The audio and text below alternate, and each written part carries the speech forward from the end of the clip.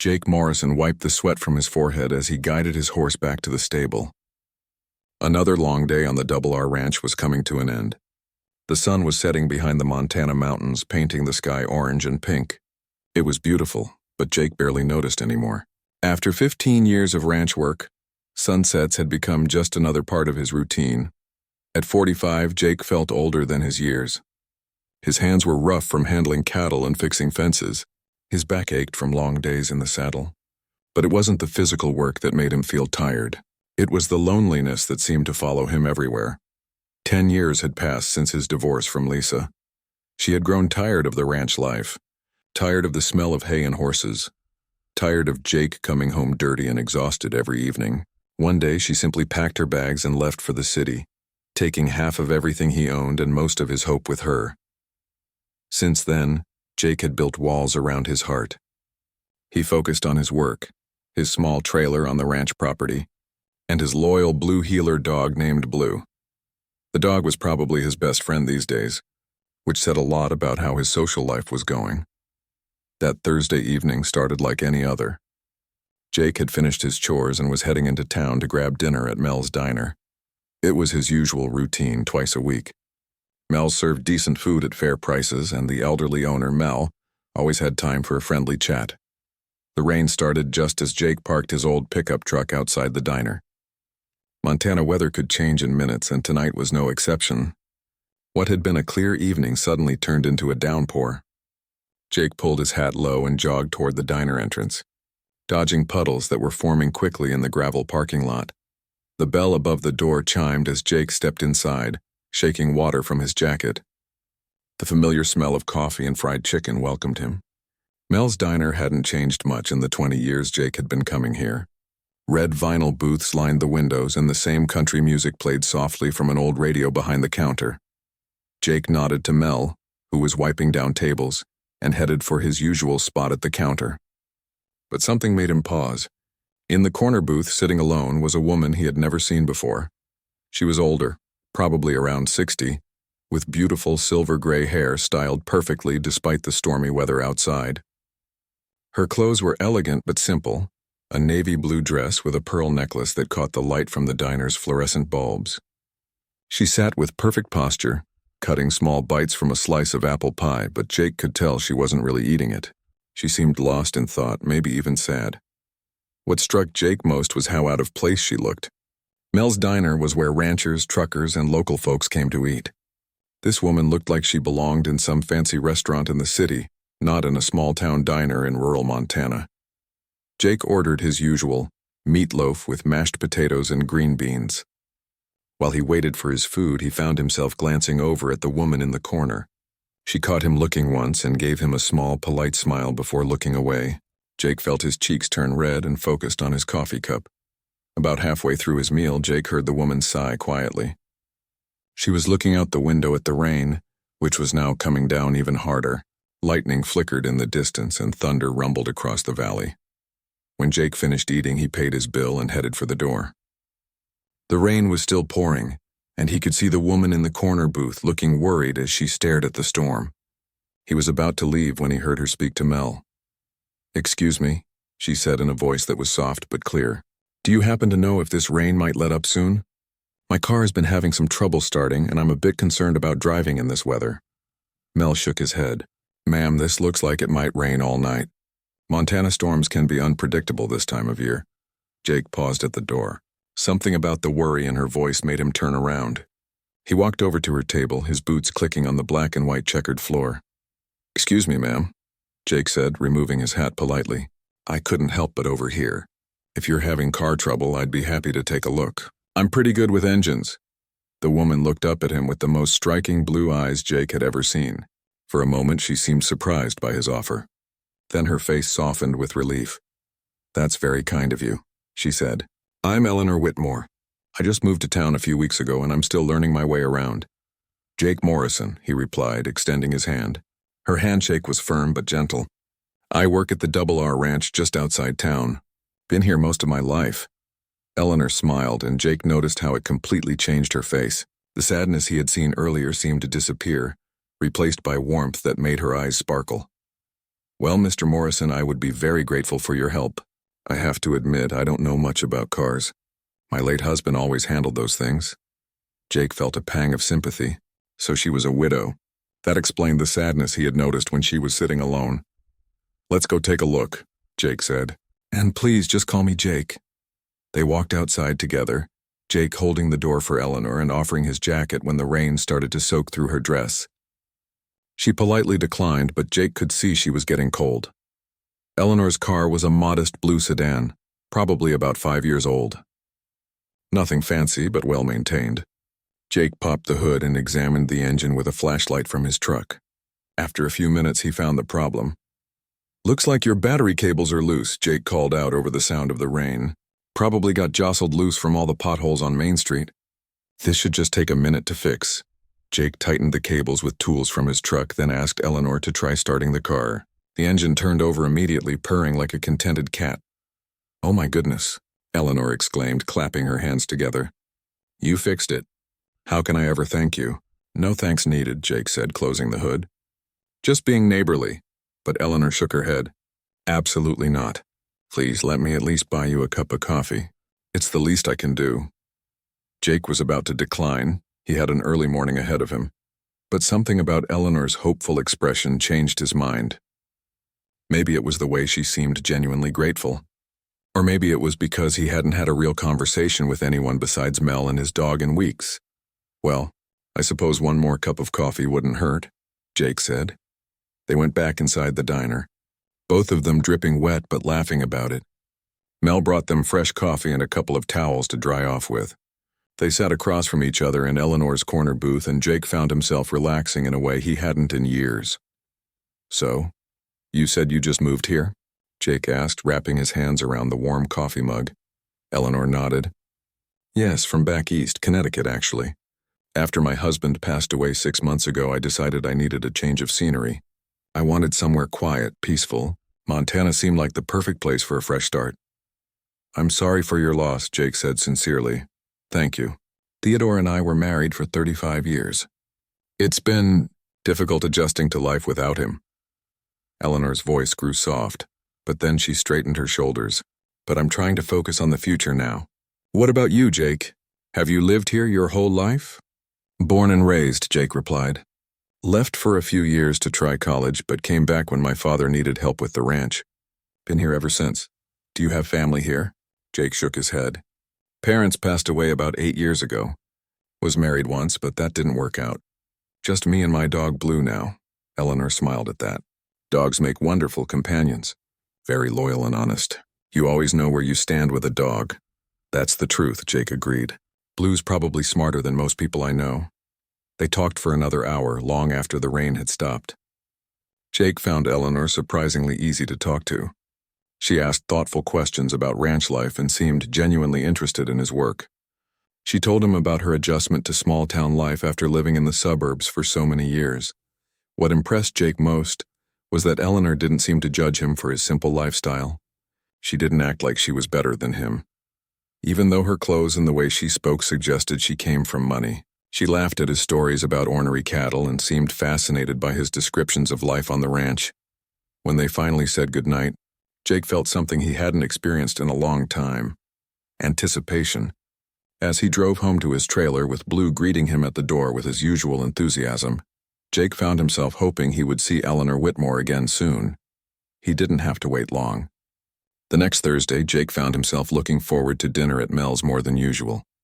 And sure enough, there was Eleanor in the same corner booth reading a book while she ate her apple pie. This time, Jake didn't hesitate. He walked right over to her table. Mind if I join you? He asked, hat in hand. Eleanor looked up with that same warm smile that had stayed in his memory all week. I was hoping you would, she said. And that was how their unlikely friendship began. Over the next few weeks, Thursday evenings at Mel's Diner became the highlight of Jake's week. He would finish his work at the ranch, shower quickly, and drive into town with a feeling of excitement he hadn't experienced in years. Eleanor was always there, usually arriving a few minutes before Jake. She would order the same thing every time, a small salad and apple pie with coffee. Jake noticed she never seemed to eat much of either, but she always had time to talk. Their conversations ranged from simple topics to deeper discussions that surprised Jake with their depth. Eleanor had traveled to places Jake had only seen in magazines: Paris, London, Italy. She spoke about art museums and symphony concerts as easily as Jake talked about cattle prices and weather patterns. "Have you ever been to an opera?" Eleanor asked one evening, stirring cream into her coffee. Jake nearly choked on his meatloaf. "An opera? Can't say that I have. Don't think they have many of those around here." Eleanor laughed, a sound that Jake was growing to love. "I suppose not. I used to go quite often with Theodore. He wasn't particularly fond of them, but he went to make me happy." "What's it like?" Jake asked, genuinely curious. Eleanor's eyes lit up. "Oh, it's magical. The costumes, the music, the drama. Even if you don't understand the language, you can feel the emotion in every note. There's something powerful about watching people pour their hearts out through song." Jake found himself hanging on her every word. The way Eleanor described things made even the most foreign experiences seem wonderful and exciting. "Maybe someday I'll get to see one," Jake said, though he couldn't imagine himself sitting through hours of singing in a language he didn't understand. "Maybe you will," Eleanor replied with a mysterious smile. As the weeks passed, Jake began to notice small details about Eleanor that didn't quite add up. Her clothes were always elegant and expensive looking, but she drove that modest sedan and mentioned living in a small apartment above the bakery on Main Street. She wore jewelry that caught the light in a way that suggested it was real gold and pearls. But she always paid for her coffee and pie with exact change, like money was tight. One evening, Eleanor mentioned casually that she had visited the Metropolitan Museum of Art in New York dozens of times. "Dozens?" Jake asked. "That must have cost a fortune in travel expenses." Eleanor paused, looking flustered for just a moment. "Oh, well, Theodore's business required him to travel to New York frequently. I would sometimes go along." "What kind of business was he in?" "Import and export," Eleanor said quickly, then changed the subject. "Tell me more about Blue. You mentioned he's been acting strange lately." Jake let it slide, but he was beginning to sense that Eleanor wasn't telling him everything about her past. Not that he minded, everyone had a right to privacy, but her stories sometimes seemed carefully edited, like she was leaving out important details. Despite the mystery surrounding Eleanor's background, Jake found himself looking forward to their meetings more and more. She made him laugh with her dry sense of humor. She listened to his stories about ranch life with genuine interest, asking questions that showed she was really paying attention. "Do you ever get lonely out there?" Eleanor asked one evening. "Living by yourself, I mean." Jake considered the question seriously. "I used to. Got pretty used to it after Lisa left, but lately—" He paused, realizing what he was about to say. "Lately, I've been feeling less lonely." Eleanor smiled softly. "I know what you mean. These Thursday evenings have become very important to me, too." After 2 months of weekly coffee meetings, Jake finally worked up the courage to ask Eleanor on a proper date. His hands were actually shaking as he approached her table that Thursday. "Eleanor," he began, then cleared his throat and started again. "I was wondering if you might like to do something together this weekend. There's a county fair over in Billings. Nothing fancy, just carnival rides and barbecue and local bands. Probably not what you're used to, but—" "I would love to," Eleanor interrupted, her face brightening. "It sounds wonderful." "Really?" Jake couldn't hide his surprise. "Really? I haven't been to a county fair since I was a little girl." "It sounds like fun." That Saturday, Jake picked Eleanor up from her apartment building. She was waiting outside when he arrived, wearing a simple sundress and comfortable walking shoes. Her silver hair was styled perfectly as always, and she looked beautiful but not overdressed for a day at the fair. The drive to Billings took about an hour. Jake had been nervous about making conversation for that long, but Eleanor made it easy. She asked about the countryside they were passing through, pointing out wildflowers and asking about the different types of cattle they saw in the fields. The county fair was everything Jake had promised: loud, crowded, and full of the smells of fried food and hay from the livestock barns.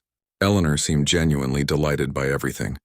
She insisted on trying the funnel cake, laughed when she couldn't hit anything at the ring toss, and clapped enthusiastically for the local band playing on the main stage.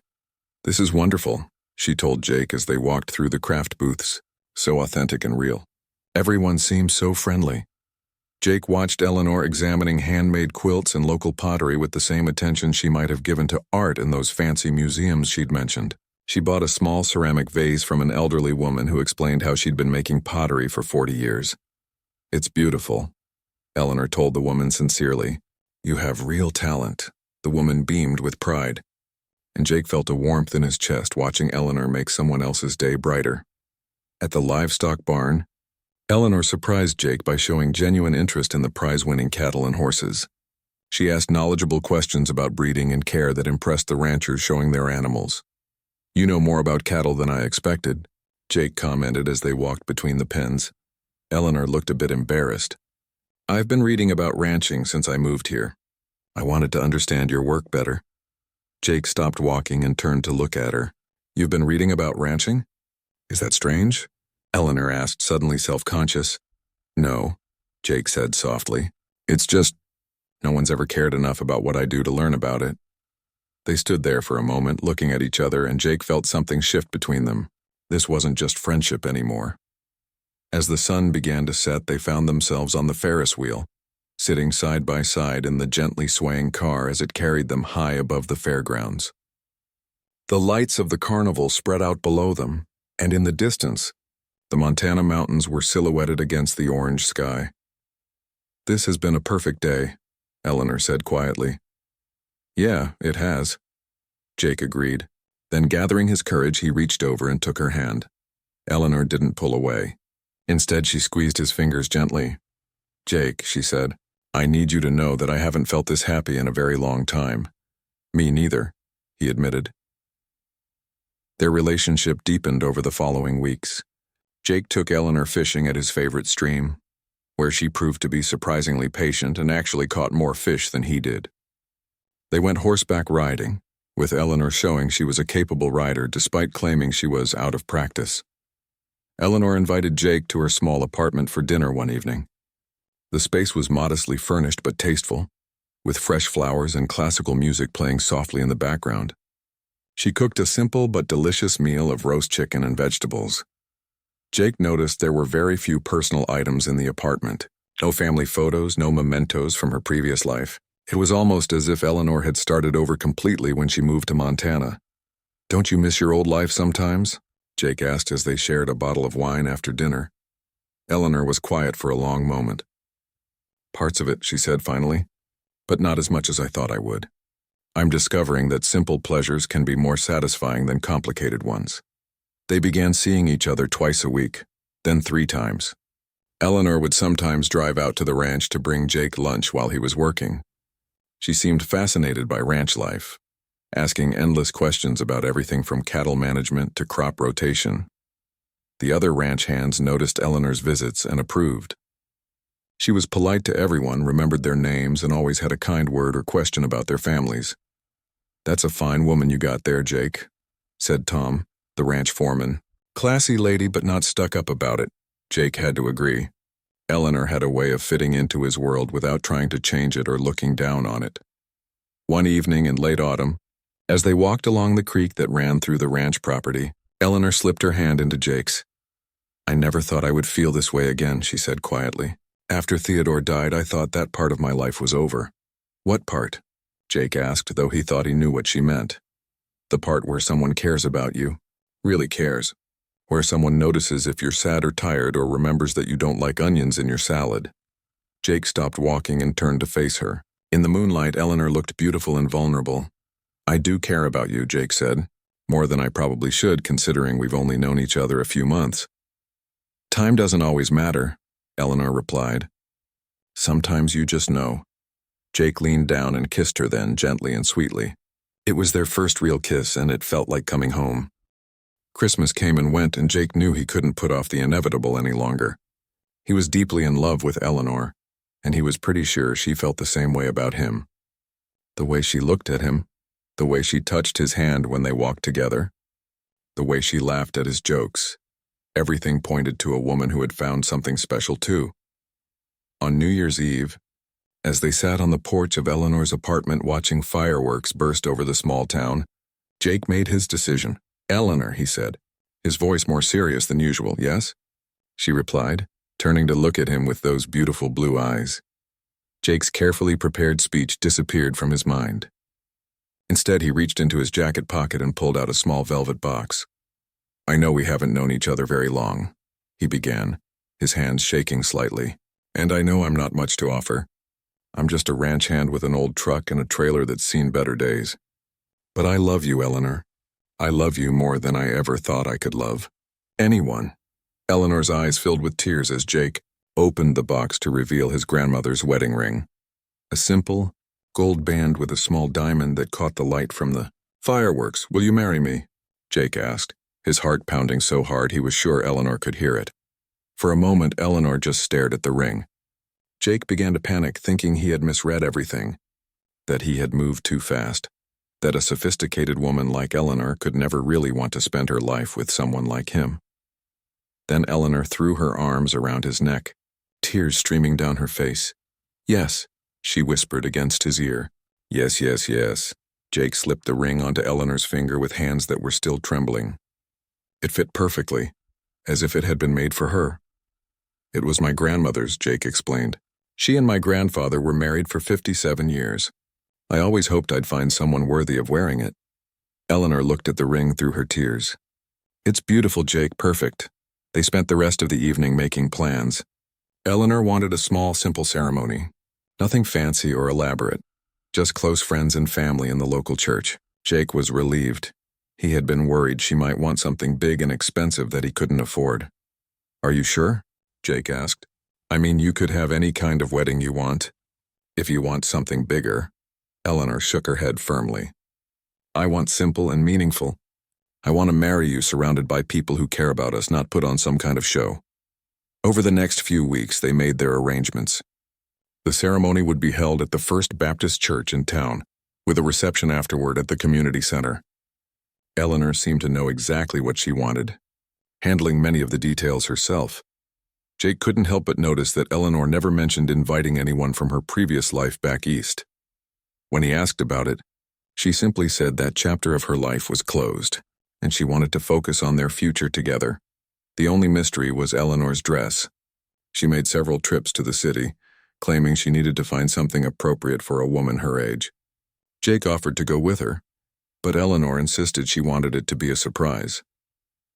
3 months later, on a warm spring morning in March, Jake Morrison found himself standing at the altar of the First Baptist Church in his best suit, waiting for his bride. The church was small but filled with friends from the ranch and townspeople who had come to know Eleanor over the past months.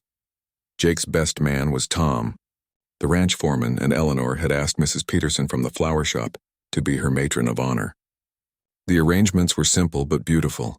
Wildflowers from the meadow behind the church and candles that cast a warm glow over the wooden pews. Pastor Williams stood ready to perform the ceremony, beaming with the joy of uniting two people who had found love later in life. The small crowd rustled with anticipation as they waited for Eleanor to appear. Then the church doors opened, and Jake's breath caught in his throat. Eleanor looked absolutely radiant. Her dress was a simple cream-colored design that flattered her figure without being too fancy. Her silver hair was styled perfectly as always, swept up in an elegant arrangement that made her look like a queen. She carried a small bouquet of spring flowers and walked down the aisle with the grace and confidence of a woman who had found true happiness. Jake felt tears prick his eyes as Eleanor approached. He couldn't believe this wonderful woman had agreed to become his wife. The ceremony was everything they had hoped for: personal, meaningful, and filled with warmth. Pastor Williams spoke about the blessing of finding love at any age and the importance of building a marriage on friendship and respect. When it came time for the vows, Jake spoke from his heart about how Eleanor had changed his life and brought joy to his days. Eleanor's vows were equally heartfelt, talking about unexpected second chances and the beauty of simple, honest love. "You may kiss the bride," Pastor Williams announced, and Jake leaned down to kiss Eleanor gently as their friends and neighbors applauded.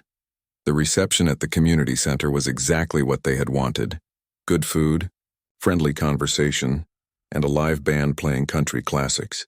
Eleanor seemed to glow with happiness as she moved through the crowd, thanking everyone for coming and accepting congratulations. Jake had never seen Eleanor so relaxed and joyful. Whatever sadness had been lurking behind her eyes when they first met was completely gone. replaced by pure happiness. "You look beautiful, Mrs. Morrison," Jake whispered in Eleanor's ear as they swayed to a slow song. "I feel beautiful," Eleanor replied. "I feel like the luckiest woman in the world." The band announced it was time for the traditional first dance as husband and wife. Jake led Eleanor to the center of the small dance floor, as everyone gathered around to watch. They had practiced this dance several times, wanting everything to be perfect. The song was At Last by Etta James, chosen because Eleanor said it perfectly captured how she felt about finding Jake. Jake spun Eleanor around the dance floor, both of them laughing and smiling. Eleanor was a good dancer, graceful and light on her feet. Jake felt like he could dance with her forever. Near the end of the song, Jake decided to attempt the spin move they had been practicing. It was a bit ambitious for their skill level, but the moment felt perfect for something special. Jake lifted his arm and Eleanor turned under it, her dress swirling around her legs. But instead of the smooth, elegant spin they had practiced, something went wrong. Jake had put a little too much enthusiasm into the move, and Eleanor spun faster than expected. As she completed the turn, her perfectly styled hair shifted oddly to one side. For a split second, Jake was confused about what he was seeing. Then, as if in slow motion, Eleanor's beautiful silver hair slipped completely off her head and fell to the floor. The music stopped. The room went completely silent. Eleanor stood in the middle of the dance floor, her hands flying up to cover her head, which was nearly completely bald except for a few thin, patchy wisps of gray hair. Jake stared at the wig lying on the floor, his mind struggling to process what had just happened. This was Eleanor's hair, her beautiful, perfectly styled hair that he had admired from the very first day they met. The silence in the room was deafening. Jake could hear his own heartbeat and Eleanor's sharp intake of breath as she realized what had happened. Eleanor's face was a picture of horror and embarrassment.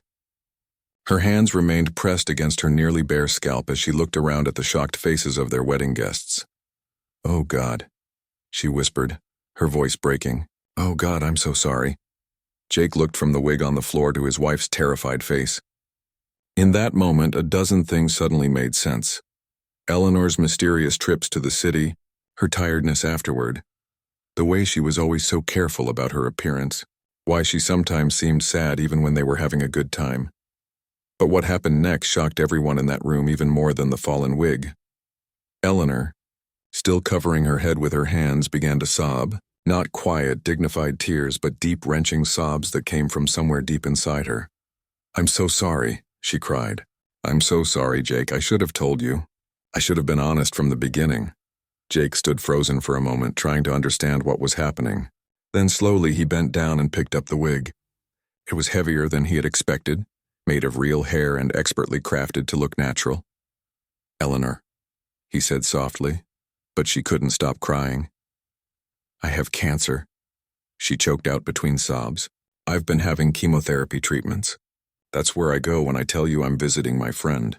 I didn't want you to know because I thought if you knew I was sick, you wouldn't want to be with me." The room was still completely silent except for Eleanor's crying. Jake could see the shock and sympathy on the faces of their guests, but he only had eyes for his wife. "And that's not all," Eleanor continued, her voice barely above a whisper. "There's so much more I haven't told you. About who I am, about my past, about why I really came here. I've been lying to you about everything, and you deserve so much better than that." Jake looked at Eleanor. Really looked at her. Without the wig, she looked smaller, more vulnerable, but still beautiful to him. Her blue eyes were red with tears, and her hands were still pressed against her head as if she could somehow hide what everyone had already seen. "Eleanor," Jake said again, his voice stronger this time. Jake stood there holding Eleanor's wig, looking at his wife as she trembled with fear and shame in the middle of their wedding reception. The silence in the room felt heavy, like everyone was holding their breath waiting to see what would happen next. For what felt like forever, Jake didn't move. He just stared at Eleanor, trying to process everything she had just told him. Cancer, chemotherapy, a pharmaceutical fortune, months of carefully constructed lies. It was almost too much to take in. Eleanor misread his silence as rejection.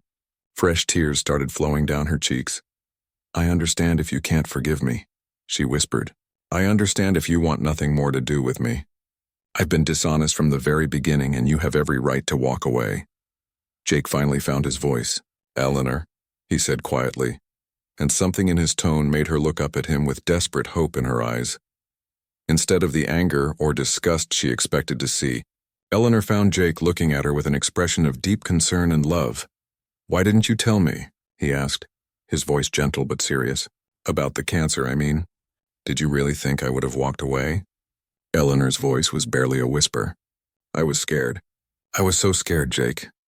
When Theodore got sick, I watched him fight cancer for 2 years. I saw how it changed everything. How people looked at him differently, how they treated him like he was already gone. I saw the pity in their eyes, and I couldn't bear the thought of seeing that same look in yours." Jake set the wig on a nearby chair and took a step closer to Eleanor. She flinched slightly as if expecting him to push her away. "And the money?" Jake asked. Eleanor's face crumpled again. "That's even worse. After Theodore died, I couldn't tell who cared about me and who cared about what I inherited. People I thought were friends suddenly became very interested in spending time with me, and I barely knew started asking me out. Everyone wanted something from me." She wrapped her arms around herself, looking smaller and more vulnerable than Jake had ever seen her. "The lawyers kept talking about my estate and my portfolio and my investment opportunities. Everyone had opinions about what I should do with Theodore's money. No one seemed to care about what I wanted or how I was feeling. I was just the wealthy widow to everyone." Jake was beginning to understand. "So you came here to get away from all that?" Eleanor nodded miserably. "I wanted to disappear. I wanted to find out who I was when I wasn't Theodore Whitmore's wife or the heir to the Whitmore fortune. I wanted to know if anyone could love plain old Eleanor for herself." "And you thought I couldn't?" Jake asked, though his tone wasn't accusatory. "I thought you might be able to," Eleanor said, looking directly at him for the first time since the wig had fallen. "You were so genuine, so honest. You didn't care about impressing me or getting anything from me. You just wanted to talk and spend time together. It was wonderful, but it was also built on lies, and I knew that eventually I'd have to tell you the truth." Eleanor took a shaky breath and continued. "I kept putting it off because I was terrified of losing you. Every day I didn't tell you made it harder to tell you the next day. And then you proposed, and I should have told you everything then, but I was selfish. I wanted to marry you so badly, and I convinced myself that maybe I could tell you after the wedding, when you couldn't just walk away as easily." The room was still completely quiet. Their wedding guests were clearly trying to give them privacy, while being unable to actually leave. The situation was unprecedented in the small town's social history. Jake looked around at their friends and neighbors, then back at Eleanor. "You said Whitmore Pharmaceuticals. How much money are we talking about?" Eleanor's voice was so quiet Jake had to strain to hear her. The estate was valued at just over $200 million. Jake felt his knees go weak. $200 million. He made about $30,000 a year working on the ranch. Eleanor was worth more money than he could even comprehend. $200 million, Jake repeated, more to himself than to anyone else. Eleanor saw the shock on his face and misinterpreted it. "I knew this would happen," she said bitterly. "I knew once you found out about the money, everything would change. Either you'd be disgusted that I lied to you or you'd start seeing dollar signs instead of seeing me. That's not," Jake started to say, then stopped. He needed a moment to think. Jake looked at Eleanor, really looked at her. Without her wig, she looked fragile and sick, but she was still the woman he had fallen in love with. The woman who had listened to his stories about ranch life with genuine interest. The woman who had learned about cattle and horses because she wanted to understand his world. The woman who had made him laugh and feel alive again after years of loneliness. The chemotherapy, Jake said suddenly. "That's why you're always tired after your trips to the city. You've been getting cancer treatments this whole time." Eleanor nodded. "Stage 2 breast cancer. They caught it early and the doctors say my prognosis is good, but the treatments are..." She gestured weakly at her nearly bald head. "They're pretty rough." "How long have you been getting treatment?" "I started about a month before we met. I was supposed to tell you weeks ago, but I kept chickening out. My last treatment is supposed to be next month." Jake felt a surge of anger, but not at Eleanor. He was angry at himself for not noticing, for not realizing that the woman he loved was fighting for her life, while trying to maintain a facade of normalcy. "All those times you seemed tired or sad," Jake said. "You were dealing with this alone." I didn't know how to ask for help, Eleanor admitted. I didn't know how to be vulnerable with someone new. With Theodore, we faced his illness together because we'd been married for decades. But with you, I was terrified that if I showed you how scared and sick I was, you'd decide I was too much trouble. Jake shook his head slowly. Eleanor, do you really think I'm that shallow? No, she said quickly. No, that's not what I think about you at all. You're the kindest, most genuine man I've ever known. It's just that I'd been hurt so much by people who pretended to care, but really just wanted something from me. I couldn't bear the thought that you might be like them. But I'm not like them, Jake said firmly. I know that now, Eleanor replied. I've known it for months. But by then I'd already lied about so much. I didn't know how to tell you the truth without losing everything we'd built together. Jake was quiet for a long moment, processing everything Eleanor had told him. $200 million. Cancer treatments. Months of deception. It was a lot to absorb, but as he looked at Eleanor standing there, vulnerable and terrified, one thing became crystal clear to him. Underneath all the lies and secrets and money, she was still the woman who had brought joy back into his life. She was still the woman who had made him believe in love again. The money complicated things, certainly. Jake couldn't pretend it didn't matter or that it wouldn't change their relationship in some ways. But it didn't change how he felt about Eleanor herself, and the cancer. Well, that just made him angry that she had been facing such a frightening diagnosis alone. Eleanor, Jake said finally, and his voice was steady and calm. Look at me. Eleanor raised her eyes to meet his, and Jake saw the same blue eyes that had captivated him that first night at Mel's diner. Behind the fear and shame, he saw the woman he had fallen in love with. I have some things to say, Jake continued, and I need you to listen carefully. Eleanor nodded, tears still streaming down her face. First, about the cancer. I am so sorry you've been dealing with this alone. I wish you had trusted me enough to tell me, because I would have wanted to be there for you. I would have driven you to every appointment, held your hand during every treatment, and helped you through every difficult day. Eleanor's eyes widened with surprise. This wasn't what she had expected him to say. Second, about the money. Yes, it's a shock. Yes, it changes some things, but it doesn't change how I feel about you. I didn't fall in love with your bank account, Eleanor.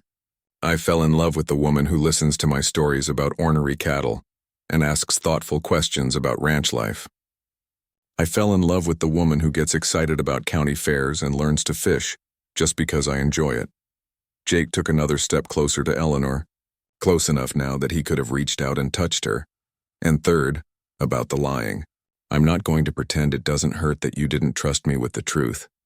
But I understand why you did it.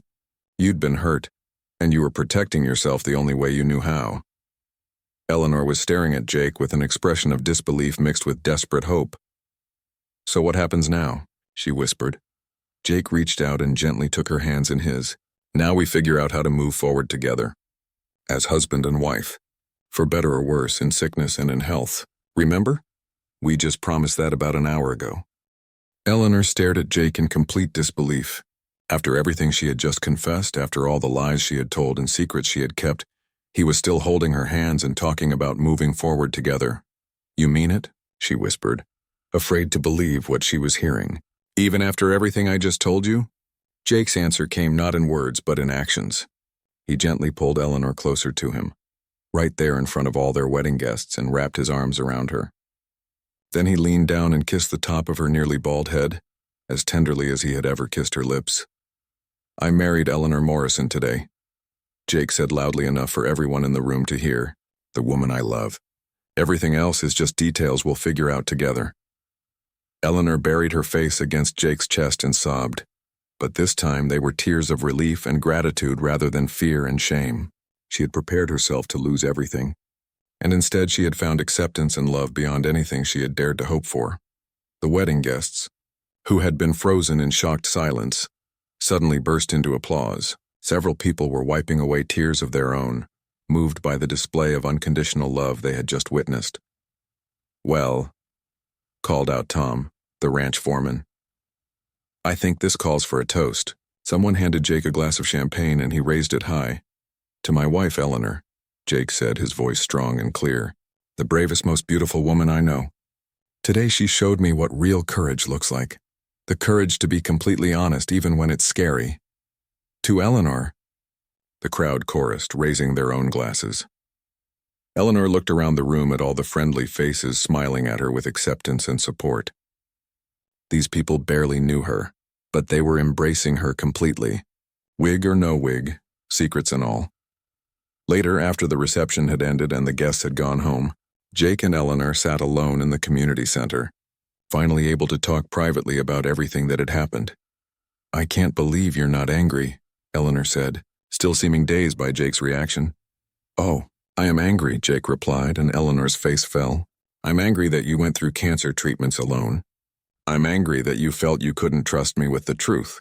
I'm angry that you were so scared of being hurt again that you put yourself through months of fear and worry."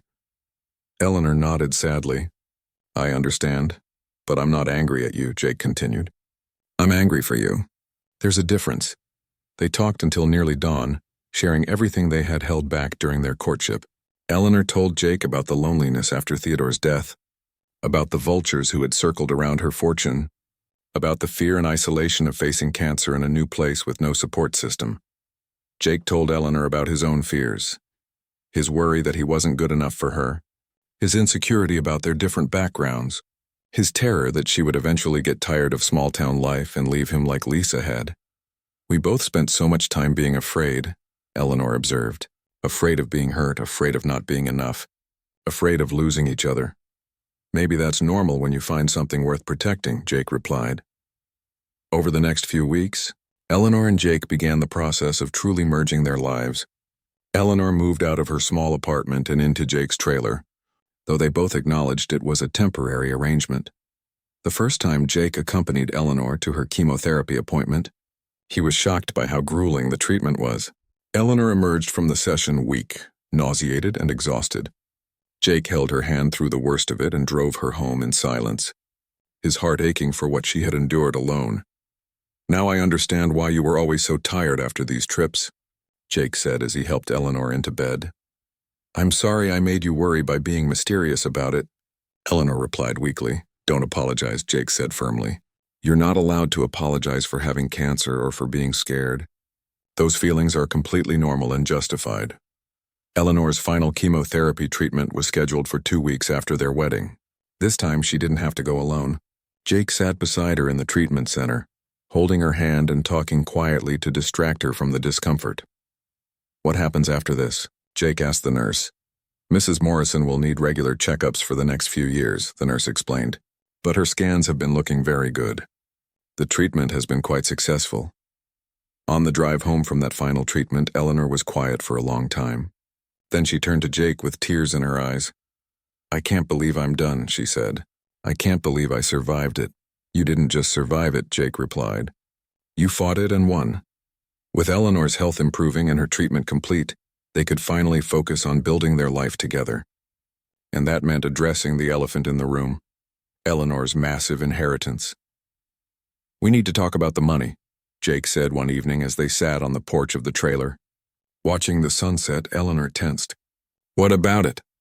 "Well, for starters, we can't keep living in a trailer that's barely big enough for one person, let alone two." Eleanor had been thinking the same thing, but she was nervous about bringing it up.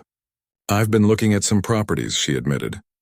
"There's a beautiful ranch about 20 miles from here that's for sale. 500 acres, a nice house, good grazing land."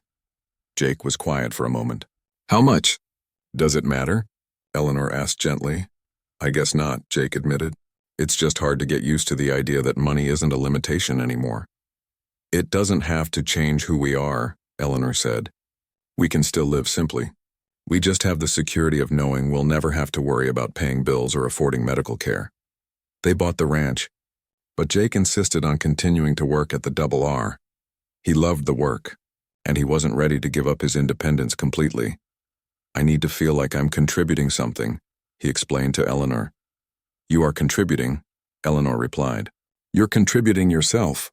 Your love, your support, your partnership. That's worth more than any paycheck." Eleanor, meanwhile, began to explore how she could use her wealth to make a positive impact. The experience of getting cancer treatment in a rural area had opened her eyes to the challenges faced by people in small communities who couldn't easily travel to major medical centers. "I want to do something meaningful with Theodore's money, Eleanor told Jake. Something that would help people like me who are facing serious illnesses, far from major hospitals. Eleanor established the Whitmore Rural Health Foundation, which provided transportation, lodging, and financial assistance to cancer patients in rural areas who needed to travel for treatment. She also funded mobile medical units that brought specialists to underserved communities. The foundation's first mobile unit was stationed in their own county, and Eleanor insisted it be staffed with some of the same nurses and doctors who had treated her. I want other people to have the support I should have had, Eleanor explained. Jake was amazed by Eleanor's generosity and her ability to turn her difficult experience into something that could help others. You're incredible, he told her as they attended the dedication ceremony for the mobile unit. You went through hell, and instead of being bitter about it, you're using it to help other people avoid the same struggles. Eleanor squeezed Jake's hand. I learned something important from all this. Having money doesn't make you happy, but having love and purpose does. You gave me the love, and now I'm trying to find the purpose. As Eleanor's hair began to grow back, she made an interesting decision. Instead of immediately returning to her previously perfect hairstyles, she let it grow naturally. The new hair came in curly and wild, completely different from her previous elegant style. I like it, Jake told her, running his fingers through the soft curls. It looks like you. It feels like me too, Eleanor replied. For the first time in a long time, I feel like I'm being completely authentic. Eleanor kept the wig from their wedding, but not as something to wear. Instead, she kept it as a reminder of how far they had both come. Remember when we thought this was the end of the world? Eleanor said one day, holding up the silver hairpiece. I remember thinking I might lose you before I ever really got to have you. Jake replied. You're never going to lose me, Eleanor promised. We've been through too much together to let anything tear us apart now. Their marriage grew stronger with each passing month. The foundation of honesty they had built after their wedding day served them well as they navigated the complexities of merging two very different lives. Jake learned to be comfortable with Eleanor's wealth, though he never became extravagant in his spending. Eleanor learned to embrace the simple pleasures of ranch life, finding more joy in watching cattle graze in their pastures than she had ever found in expensive restaurants or exclusive events. They entertained friends at their ranch house, hosting barbecues and hayrides that became legendary in the county. Eleanor's former sophistication blended beautifully with Jake's down-to-earth charm, creating a warm and welcoming home where anyone could feel comfortable. 1 year after their wedding, as they sat on the porch of their ranch house watching their cattle graze in the pasture, Eleanor reflected on how much their lives had changed. Do you ever regret marrying me? She asked Jake. I mean, really honestly, do you ever wish you had married someone simpler,